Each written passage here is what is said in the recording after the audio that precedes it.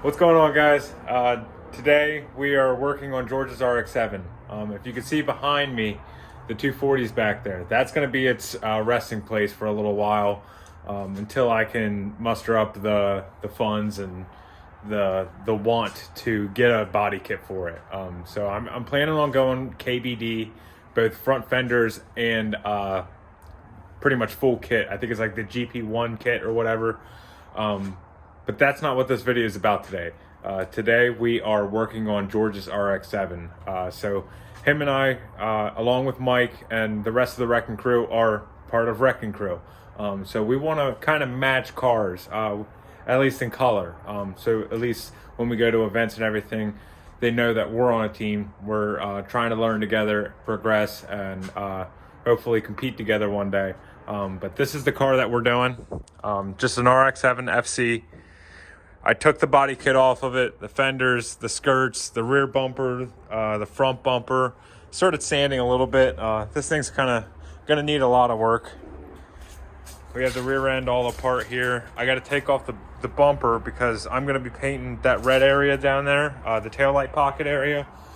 We're gonna be painting that red or yellow. So the whole theme of our crew, for the most part, is going to be yellow. Some guys don't like yellow. It is what it is.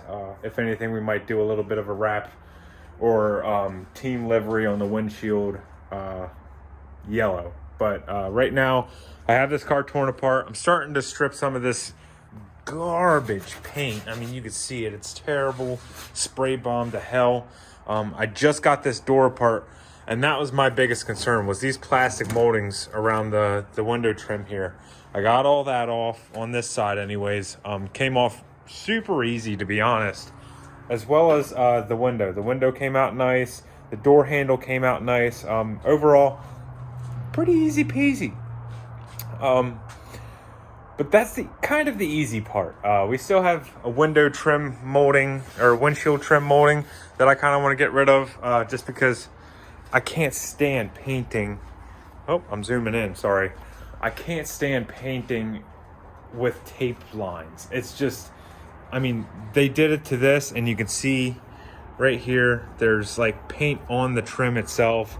This stuff is super hard to come by now, and if you can come by it, it's super expensive for what it is. So we're gonna try to strip everything down as much as we can, and yeah, I'm gonna take you guys along for the ride. Lots of body work, lots of stripping, and you know, stripping ain't easy.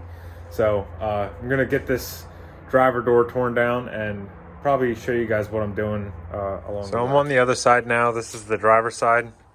We have a couple of bolts in behind this window. You can see that one a little easier, but I need to pull this window out first. So what you do to pull the window out, you roll it down. You have a little hole here and a bolt here. So there's a bolt there. There's a bolt in that hole right there. I'm gonna take a 10 millimeter to that, pull those bolts out, and this window here will come right out. There's a little track, guide, whatever you want to call it here. That's kind of a pain in the butt. Don't know if you could really see it there. Yeah, that little nub there. You can even see it in the reflection of the window. That's the cable that pretty much this thing controls to lift your window up and down, in layman's terms anyway. But yeah, I gotta watch out for that because this window is tinted. You can see a little line here. That window is tinted, so it's gonna be a little stressful to pull that piece out, but I wish I had a tripod. I don't know what happened to mine. So I'm gonna try to lean this thing up against something, time lapse it, and get this window out, and hopefully show you guys a little something. So we're taking the 10 millimeter, we're taking off the 10 millimeter bolts that are in the window. You got two of them. You got a little heat hole here. You get the yellow one. As soon as you have these two bolts out, little screws, whatever you want to call them, the window literally just comes right up, twist it a little bit, finagle it,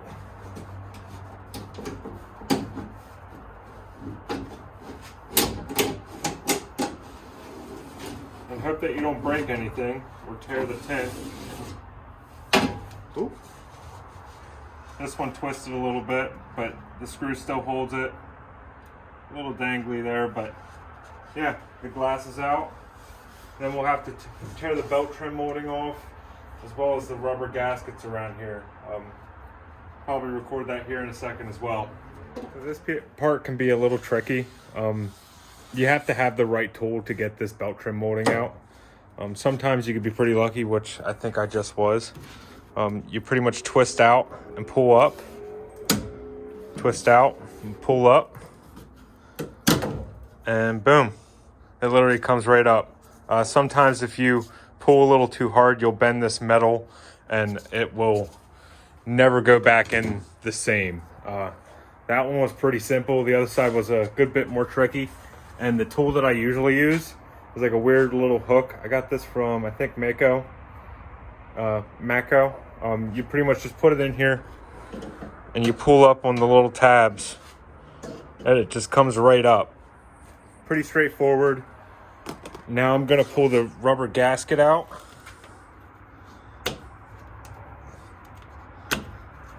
I am not left-handed, so this is kind of a pain in the ass.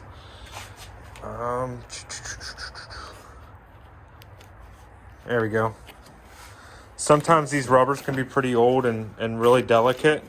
Thankfully, I think this one had a life in a garage before it was turned to a ship box.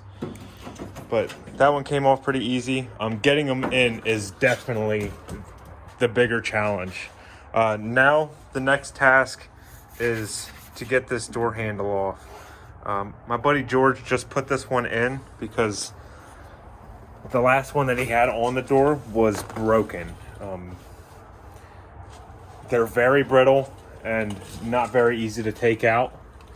Granted, it's only 2 bolts, but you have this weird little clip in here. And if you don't get it out right, or if you don't pop it off of its little secured tab, it will break. And that is I wouldn't say very expensive piece, but for a little piece of plastic, it really costs a good bit. But if we get in here, and you see the little tab right there, we gotta get behind it and pry it out. I'm not going to do this with the camera in my hand because I really don't want to break that piece, but I'll show you what it looks like when it's popped off. So if you can see down there, that little tab is popped off. If I can reach my finger in here.